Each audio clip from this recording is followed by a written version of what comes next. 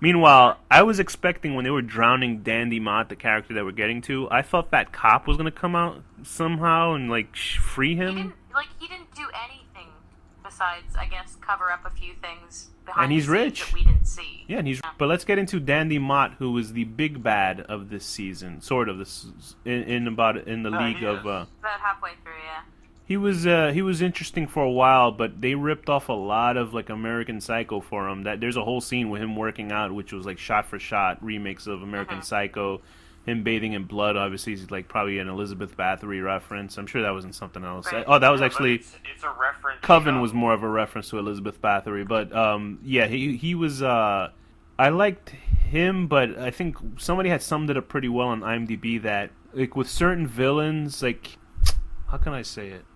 Him as a bad guy, it was just kind of quick, kind of bad guys. There was an emptiness behind his villainy, which I guess would be. There was no mystery. I think that was missing from the entire season.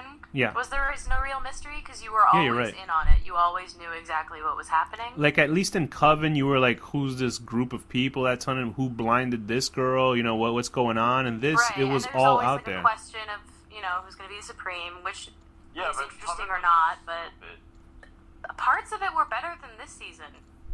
Coven, I agree with that actually.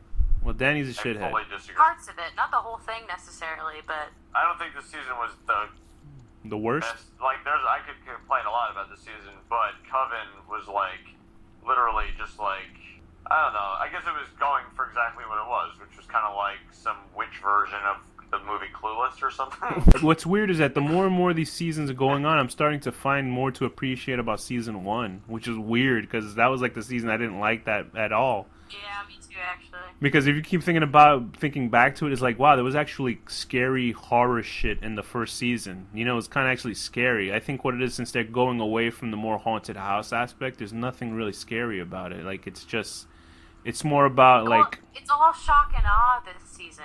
Yeah. Like, there's none of that unsettling... There wasn't as much of that unsettling terror, like, creepy factor. The first few episodes... Like, the first, 4 episodes, like, you were getting to know all these characters. It was, like, really cool, like, getting to watch, like, actual freaks, like, talking about being freaks and stuff. It was, like, awesome. Like, and because of that, like, it could have been a lot more than it was. Like, it could have been really interesting and groundbreaking and things, but, of course, the show never is, so... What do you think were actual, like, storylines that were actually successful that made the show fucking, like, wow, okay, good. This was good. I think Pepper won. Pepper was the best episode. That was easily to me the best episode because it felt like there was like completely intelligent writing behind it. That might be far-reaching because of this season compared to the rest of it. Some service to the characters, which they don't usually do. Yeah, because then it's almost like when that was a cool link too. It's like I really like Paul. Yeah, I liked Paul too. But so when they killed Paul, like because when that's why I was pissed off when they killed him, because it was like, why did you kill him? When Dandy has that massacre scene, which I thought was pretty awesome, I like that, but it wasn't like the viciousness that Dandy would do when he was under the tutelage of, oh Jesus, what's the name of that stupid clown? What's that? Twisty. When he was under the tutelage of Twisty, although he didn't kill anybody like Twisty, he just kind of like, they had that whole thing with... fancy killer. He's like James Bond sexy killer. I guess so, yeah, because he was like, when he killed his mom, then he had her like a marionette and stuff. Like, you could see some creepiness, but it never came back. It was more like just a cold, clinical killer. Like, he just shot people without any, there was nothing behind it. It was just like an empty character. I do like how he says he's a song and dance man. That's pretty funny. And it's just because he's like this ultra handsome guy. He's basically the Patrick Bateman of the show, but he's not trying to fake that he's normal. You know what I mean? He's just all this bullshit in it. But the Pepper episode, do you agree with me, Thea, about Pepper? That's like probably the best thing of the show, or what did you think was the best aspect of the show? Well, yeah, I liked that, and maybe it's partly because that character was based out of season 2, so we sort of knew a little bit about her already. Mm-hmm. But it was nice to see her backstory sort of filled in a bit. We got to see more about her. Because she was obviously a standout in the second season, her character. Mm-hmm. She was like, oh, you remembered her, you know what I mean? So when they make more of her in this one. She wasn't bad either, which made me happy. And Danny, what did you think about? What did you think was your favorite aspect of the season? I really did like Dandy actually, okay. And I liked the mom a lot. Like, I know you guys didn't, but I don't know, they were fun to me. I think that actually. The mom was just so crazy. It was like Grey Gardens. Like you could see it being real. Oh no, I did like her. I think that probably. Go ahead. Frances Conroy needs more to do. Yeah, I think that probably fits your more sense of humor, Danny. That's probably why. Like, I didn't hate Dandy, but I just wish they had done more with him. I almost wish he had killed everybody, and that was it, just to, you know, get the shit done with this dumb show. He should have done, if he was gonna do that thing of posing all the bodies, like, he should have done something cool with them, instead of just laying them about. And yeah, then, right, like, put him in, like, a act. Like a Last Supper thing or something. He could have just done the marionette thing with all of them, just like he did with his mom, you know? Or put them in strategic places on stage so it looked like they were doing a show. Right. So let's get back to Elsa Mars. What was up with her? What did you guys think about her character arc and all that stuff? The end of it was not satisfying. And I think part of the reason it wasn't was because they were trying to do service to Jessica Lange because it's her last season. So they wanted to build her up and have this grand finale. But then the character doesn't really get what she deserves. Yeah, she doesn't. She was not good. Because in season 2, when she was the sister, she was, you know, she had that great, you know, final scene where she dies and everything, and you know, and she had cancer. Her, like, great fall of like going through all of that stuff that she really did deserve as a character. Right, and in season 3, even when she was the evil mother, you know, she got what she deserved, and she died there because she was getting old and frightened. In that one. The what scene? This one, I mean, I guess it's kind of nice, the idea that they all continue their freak show for eternity. Mm-hmm. Yeah. And all was forgiven in hell, heaven, or whatever. It is a cop-out, but... Any point for Edric Mordrake, whatever his name was? I don't care about him. No, I wish that they had, like... I wish they'd gotten a different actor, because that guy drove me nuts. Right? It was too weird. Like, wasn't that the point? The character's already weird enough. Wes Bentley? Edward from Twilight. Wes Bentley was in The Hunger Games. He was the first one. I think his name was Cressida. No, not Cressida. He was one of those assholes in the first one. He was the guy who ran the games. Maybe you just don't like that actor or something? I don't know what. Just in general, like, I really didn't give a shit. Like, I was with it for a while, back and forth. I think I appreciate the art style. I appreciate the acting for the most part. I appreciate that it kept gore on TV and it was gory and sort of campy and fun. I didn't like all that singing shit. Need to, like, I swear to God, they need to, like, sit down before the show starts, before they've even written it, and make an outline and a timeline. But they have, Danny. Draft and a second draft. They go for all style and shock and awe. Like, it looks great, but there's no substance. They don't put any effort into making an actual story. It's mostly like, we want this to happen, we want this to happen, we want this crazy scene to occur.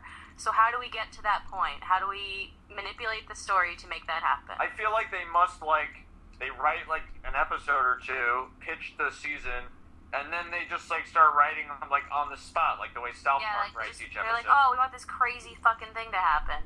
I think, like, Ryan... why don't you guys write an entire season before you film it, so that way you have any clue what's going to happen. And then Ryan Murphy, I think he's just trying to camp it up even more each season so people will, you know, remember it, like, almost like a Dark Shadows or something for this era, like, because then he's, like, having her ending on that singing and dancing. I'm like, who gives a fuck? Like, isn't she known to not be a good singer? And then it's like, what the hell are you doing? Like, why are you trying to make it all crazy? Like, in the second season, they have that whole the name game scene where I know you guys liked it, where they start singing and dancing, a hallucination.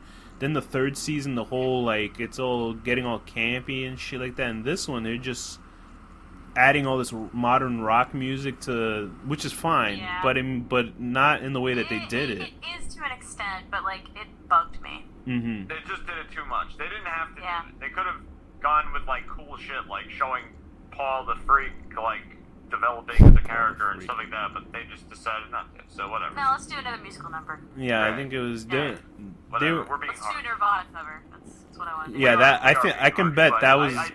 I will watch the 5th season regardless, because I enjoyed it enough to justify watching more. It's not ever going to be what I want it to be, and that's fine. And I have to wait till the summer for Hannibal season 3. God damn it! But they have to watch this fucking so long. But anyway, that's the next show. Danny, watch Hannibal, please, for God's sake. Watch Hannibal. All right. Anyway, listen to how much of a chore it is for him to watch an actually good show compared to this. What a shithead. You know what? American Horror Story is a chore. Watching Hannibal is a delight. No, I've Very seen good. a couple episodes and it is really good. I'm just always reluctant to get into new things. He just doesn't like honestly, I'll just become obsessed and I'll have no life at all ever. He can't stand Right. he can't You stand sound two like handsome men Gaz being from, friends. You got Alex to read the Dark Tower books. That's true. Yeah, meanwhile, I I've- read those zombie ones you told me about. I'm those. trying to have him listen to We're Alive, and he's being a fuckface about it. He's No, like, I am "Oh, going to. I just gotta finish Game of Thrones. Oh, I'm, I have like, to on learn- the last few chapters. I have to learn Braille first. Sorry." Anyway, but Ryan Murphy says that they really want to have Jessica Lange come back. Me, I don't give a fuck. She's playing the same character every season, so I really can care less if she comes back or Maybe not. they wrote her a different role. They said maybe they should make They should Angela. her man. They should make Angela Bassett the main character next season. I was like, yeah, I'd be fine with that. Believe me. But And Francis Conroy. what do you guys think about the rumors that the next one is supposed to take place on science experiments on army guys? That's what it's supposed to be because they have Really? Ryan Murphy. I know that sounds amazing, doesn't it? But Ryan Murphy had puts hints of Could be the Ryan Murphy puts hints about future seasons. The next season. Right, and this one had a lot of top hat imagery in it. Like in back of cards, you see the same image of this black top hat. I never noticed it. I just saw it in the sites after. Yeah, I saw someone make a photo. And apparently, it's referencing something called Operation Top Hat, which is sorry, I was typing that in as I said that. Real fancy. You know what that Yeah. sounded like? Remember Danny in Oculus when he says. What did the ghost say to the girl in Oculus? He was like, grotesque cow. Morbid cow. What is a good grotesque cow? Grotesque cow. Go see that movie, Thea. Oh, It's that pretty movie. good. I saw it. I didn't mind Oh, it. wow, really? And Karen from, Amy Pond was in it. I said, Yeah, I couldn't stand her doing it. you know what's funny? I said Well, yeah, I agree. You want to hear something funny? I said I liked it, and I said I thought it was probably about the same as Babadook, and Danny almost killed me. So anyway, Operation Top Hat was a local field exercise conducted by the United States Army Chemical Corps in 1953. The exercise involved the use of Chemical Corps personnel to test biological and chemical warfare decontamination methods. These personnel were deliberately exposed to these contaminants so as to test decontamination. So Okay. that takes place around in the 1950s. I don't think so. Maybe, who knows really what. I mean, could you see a horror show based on decontaminations and chemical warfare? I'm gonna watch it. That's all. Well, it sounds Me like too. they might be like mutated people and stuff. That could be interesting. Maybe they'll get into some shit like The Mist. That would be. Maybe it'll be like Hills of Eyes, kind of. Well, they had the mutants in season 2 that the Doctor was working on, so maybe that can be some Right. sort of thing. But they said that it's Yeah, going to be. maybe that'll tie Maybe in. it's their origin story. They said Right. they said it's going to be a real radical departure in the way that the show is done. So maybe they're kind of noticing. Yeah, we'll see. Ryan Murphy is going to be in Yeah. every episode. You I'll sound believe it so, when I see it. You sound so suspicious. It's so weird. Whenever you see Ryan Murphy interviewed, he looks like a James Bond villain because he's like this bald, really clean-cut man, and he's just like a scary guy. He's just a very scary man. But anyway, Just do a whole that's season just for my Ryan fear. Murphy. Yes, but What are we rating this show? Thea first, please. So there's so many options. Yes. 6 out of 10. Okay. Show-stopping midgets and jars. That was good stuff. Okay. Just there's some sexy stuff right there with that. Is it my turn now? No, Alex, I'll or do yours? first. I'll do 6 out of 10. Being way too drunk to fist a woman with your mutant fingers and then leaving because you have a hallucination of your mother, and then a guy kills everybody. That's a 6 out of 10. And Go you ahead. get arrested. You, Danny? Okay, I'm gonna give it 7 out of 10. 7 out of 10. Oh, it's good stuff, Danny. Sharing one vagina Oh, between jeez. 2 brains and having a man who thinks that a woman with Down syndrome is a real life ventriloquist doll. No, it's not that different. What? What? So, Thea, with that, what's the final word? Bloop. Danny, what's the final word? Red flying Koopa Trooper.